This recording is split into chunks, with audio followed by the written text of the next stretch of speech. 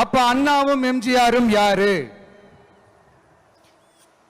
பெரியார் அவர்கள் கிட்ட இருந்து எங்களுக்கு தேவையான கொள்கைகளை எடுத்துக்கிட்டோம்.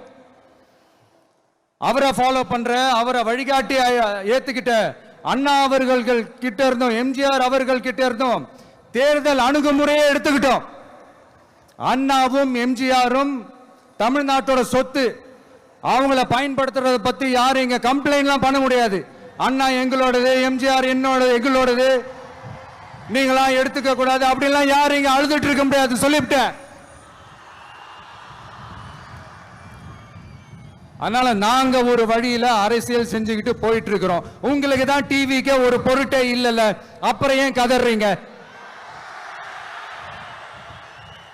அப்புறம் ஆளாளுக்கு அங்க போயிட்டு இங்க போயிட்டு புலம்பி தள்ளிக்கிட்டு இருக்கிறீங்க. இது எப்படி இருக்கு தெரியுமா? எனக்கு பயம் இல்ல, எனக்கு பயம் இல்ல அப்படின்னு சத்தமா சவுண்ட் விட்டுக்கிட்டே சத்தமா பாட்டு பாடிக்கிட்டு இந்த நடுங்கிக்கிட்டே சின்ன பசங்க நடந்து போவாங்க, அந்த மாதிரி இருக்கு. முதல்ல மண்டையில இருக்கிற கொண்டைய மறைங்க சார்.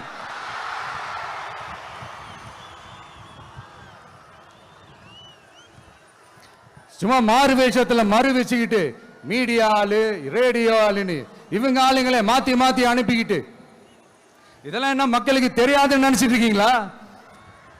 மக்கள் எல்லாத்தையும் உன்னிப்பா கவனிச்சிட்டு இருக்காங்க. அதனாலதான் சொல்றேன், உங்களுக்கு நீங்க கொள்ளையடிச்சு வச்சிருக்கிற காசு தான் துணை.